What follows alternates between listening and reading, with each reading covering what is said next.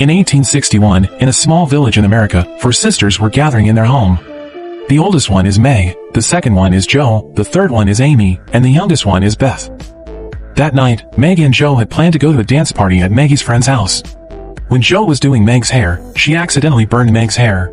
Thankfully, her carelessness didn't cause much trouble. It was Jo's first party, so Maggie explained the do's and don'ts at the party. She should never talk too fast, flirt, or praise the boys too much, and many other rules. During the party, Jo didn't do anything besides watching her sister dance with her friends. Differently from Meg's graceful nature, Jo's character was the exact opposite.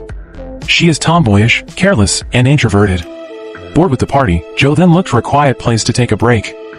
She then met a boy named Laurie. It turns out that Laurie is the son of a rich family who lived in front of Jo's house. The two of them then talk at length about each other. Jo told him that her father was at war, while Laurie told her that both of his parents have died and he lived with his grandfather. In the middle of their chat, Laurie invited Jo to dance, but because she was shy, the two of them danced in a quiet place, away from the crowd. While dancing, Meg called from the window. Meg said that she sprained her leg and couldn't walk home. Out of pity, Laurie then took them both home. When they got home, while taking care of Meg's sprained leg, Jo's mother, whose name is Marmee, greeted Laurie kindly. Laurie smiled as he saw the rest of Jo's family. All his life, he never felt such warmth of family as Jo's family showed to him. Days passed and the Christmas arrived. That morning, Jo and her sisters gathered while telling each other their dreams. Meg said that one day, she wanted to be an actress, Jo said that she wanted to be a writer, and Amy wanted to be a famous singer. Meanwhile, Beth's dream was not as ambitious as her sister's. She only wanted to be able to play piano to entertain her sisters and mother every day. Hearing that made her sisters move and hugged her. An hour later, their mother showed up. She said that before she went home, she went to the house of their neighbors, the Hummel family, whose husband was also fighting the war. She saw that the Hummel family had not eaten since yesterday. Even to warm themselves, the children had to sleep in one bed, hugging each other. If possible, Marmee would like to give some blankets and all the food at their home to the Hummel family. Out of pity, the four sisters agreed. Across the road, Laurie saw the four sisters from his window with baskets of food in their hands. He knew that Jo and her sisters wanted to share their food with others who needed more. When they came home far away, they were surprised to find lots of food on their table.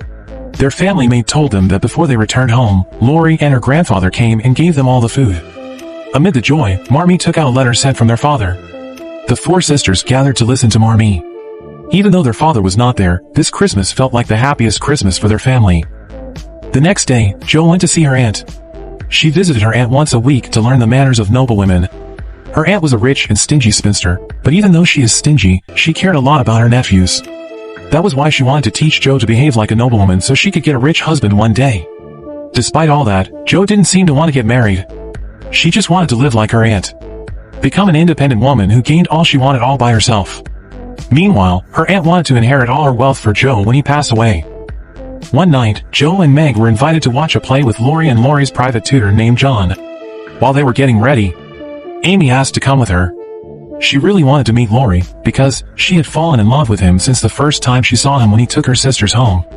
Sadly, they didn't have enough tickets, so Amy had to stay. In the theater, John kept staring at Meg. Four of them looked happy enjoying their night together, but when they got home, Jo realized that her handwritten novel had gone. Jo was sure that Amy was the one who hid her novel. Jo argued with Amy and suddenly, Amy said that she had burnt the novel because she was jealous of her. That words from Amy made Jo angry and beat her sister. Luckily, Marmee came to separate the two of them. After the situation calmed down, Marmee told Amy to apologize, but Jo didn't want to forgive her yet. The next day, during breakfast, Jo was still annoyed at Amy and kept away from Amy. Not long after, Laurie came to invite Jo for a walk. Amy, who felt guilty, then asked Meg how to get Jo to forgive her.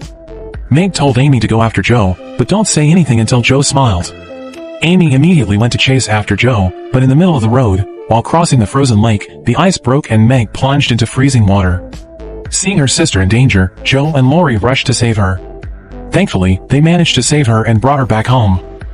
That night at the house, Jo confided to her mother about his anger issue. Her mother told her that despite her patience, she once had an anger issue, just like Jo. Her mother said that if she tried, she was sure that Jo would be able to control herself too. Months passed and now, Jo and Amy had made up. In the afternoon, Laurie took Jo and her family on vacation to the beach with John and Laurie's friend Fred. Meg and John's relationship seemed to be getting closer, likewise with Jo and Laurie. Jo even had a special call for Laurie. Amy was not jealous of Joe anymore, but she still liked to paint Laurie from the distance secretly. The next day, when Marmee was at work, she got the news that her husband, who has just returned from the battlefield, was being treated in the hospital. In a panic, the four sisters, Laurie, and his grandfather helped Marmee to get ready to go to the hospital. Before leaving, Joe gave quite a lot of money to her mother. Marmee asked where she got that much money. Joe then replied that she had sold her hair to the saloon while taking off her hat. Seeing her daughter's sacrifice, Marmee was very moved.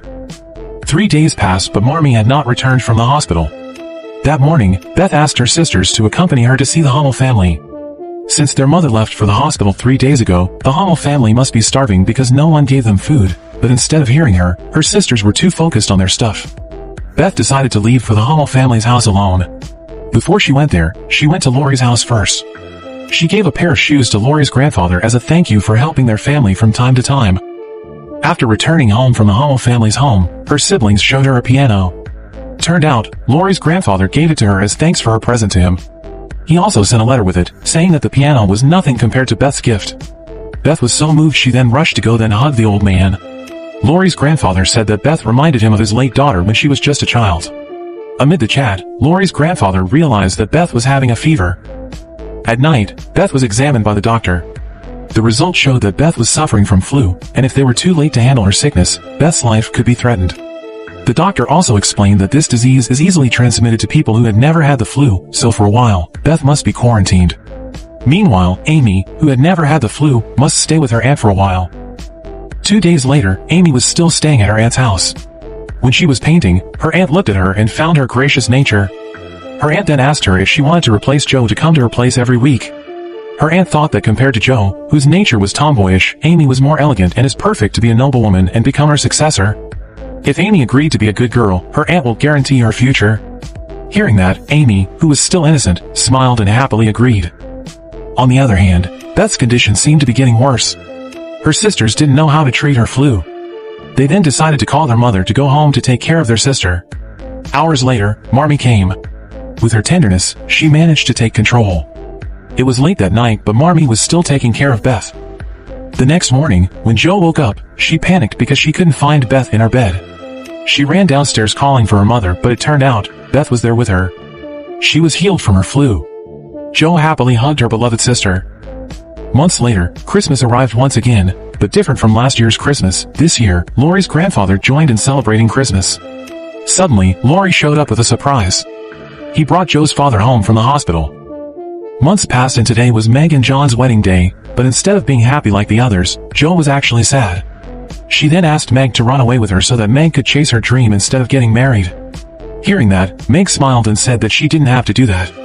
Meg said that it was her choice to marry and abandon her dream.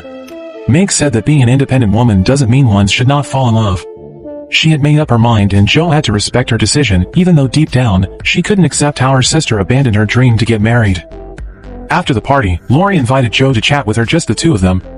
At that moment, Laurie dared himself to propose to Joe, but instead of being happy, Joe was angry. She said that she never wanted to fall in love from the very start. She just wanted to be an independent woman who was successful in making her dreams come true. For Joe, Laurie was just a brother to her. Laurie's heart was broken.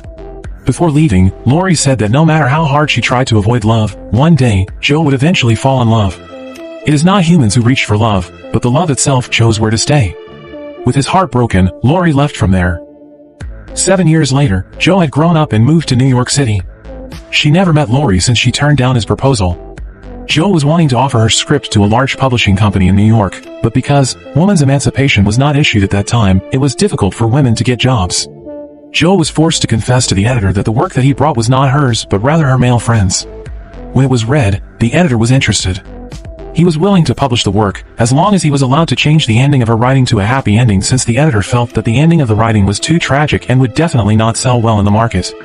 Like it or not, for the sake of money, Joe allowed her writing to be changed. After returning to her boarding house, Joe immediately wrote a new story next to the fireplace, but because he was too focused, she didn't realize that her dress was on fire. Fortunately, warned her about her dress. That man is Friedrich, a young lecturer at a campus in New York City who also lived there. Shortly after, their landlord came and told Joe that her students were waiting for her upstairs. Besides working as a writer, Joe also worked as a private tutor. Before leaving, Friedrich asked why did she bother to work that hard when most of the women her age preferred to marry instead. Casually, Jo replied that she was not at all interested in getting married. After all, this is just a side job. Jo's main goal was to keep fulfilling her dream of becoming a famous book writer. Friedrich was amazed by her answer. That night at the theater, Jo saw Friedrich, who just finished watching one of the shows. Jo was eager to chat with him again, so she followed him to a bar. There, someone asked her to dance with the other visitors, including Friedrich. Jo was so happy. She reminisced the memory where she danced with Laurie years ago. The next evening, Friedrich secretly sent a book and a letter to Jo. Friedrich wrote in his letter that he was curious about Jo's writings and would like to see them after she finished them. That letter made Jo happy. She made up her mind to finish her work that very night. After staying up all night writing, Jo finally finished her work. She immediately went to visit Friedrich and showed him her work. She was sure that Friedrich would love her writing, but that was not what happened.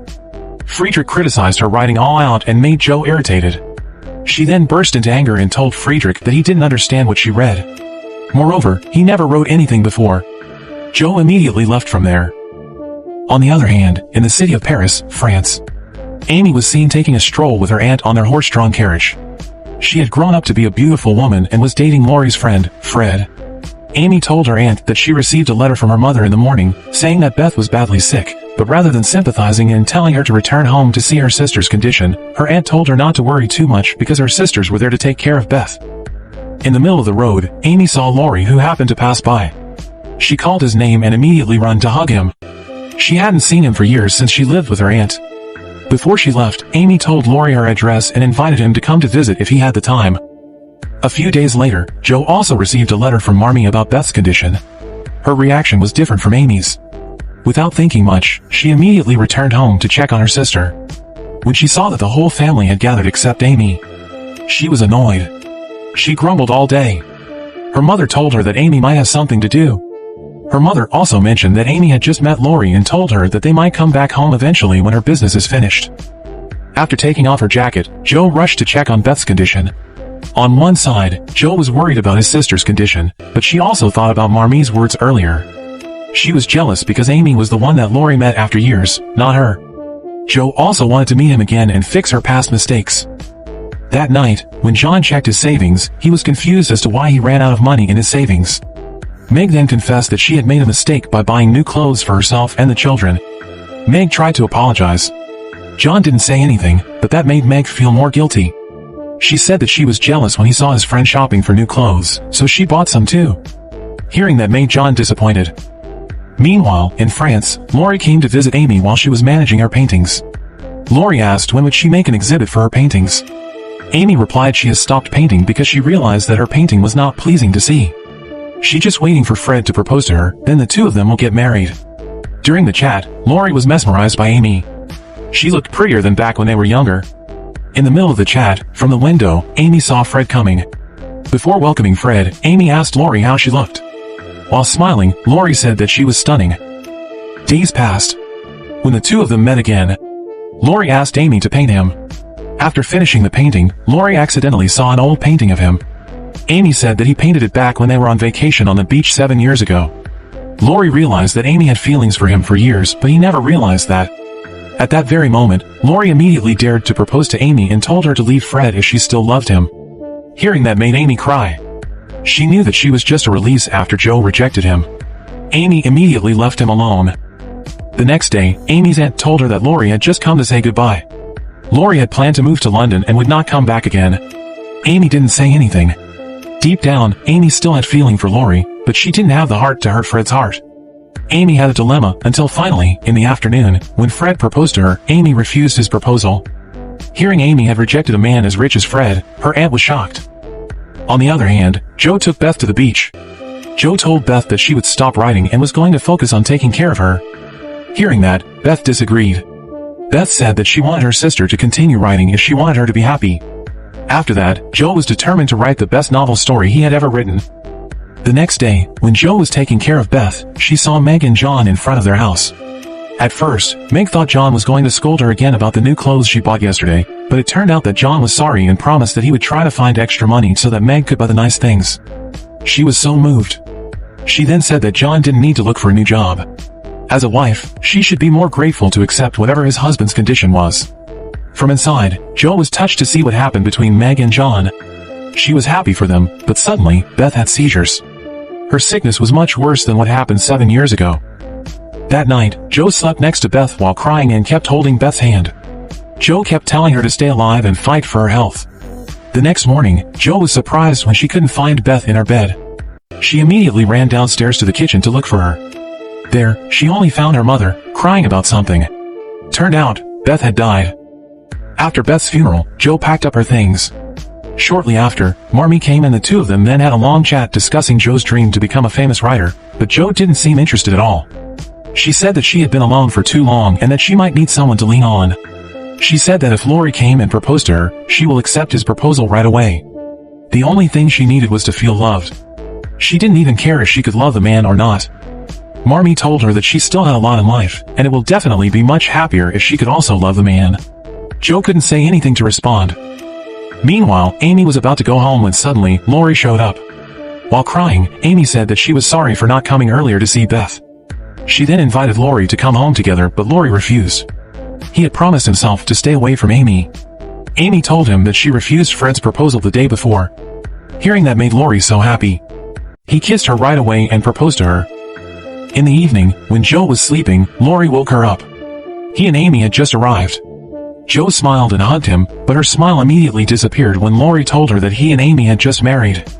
Laurie told a long story about his meeting with Amy and how they both decided to get married on the way home.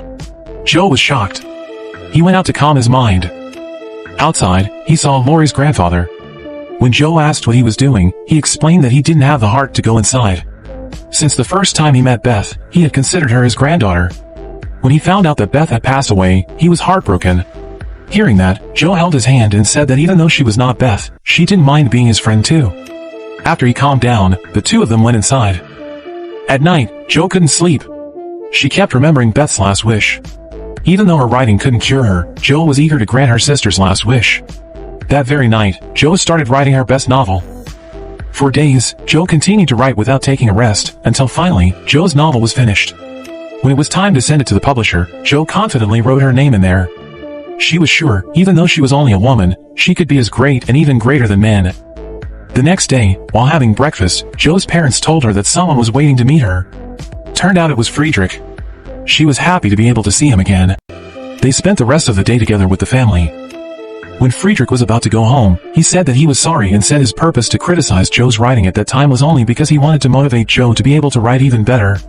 Jo just smiled as she said that she didn't care about the problem anymore.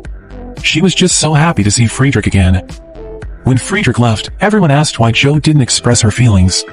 They knew from the look in her eyes, Jo must have liked him. Meg and Amy kept forcing her to chase him.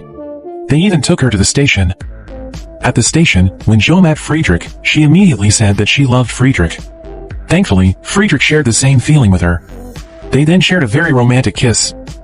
Years later, their aunt passed away, but surprisingly, their aunt actually left all her wealth to Jo. Amy didn't look jealous at all. She was actually happy because after all, Jo was still her sister. Jo then turned her aunt's big house into a school. All the family helped take care of the school, including Friedrich. Not only that, but the novel written by Jo was also in the process of printing. The novel she wrote for his late sister, Beth. The novel that told the story of her family's life journey. A novel that she entitled Little Women.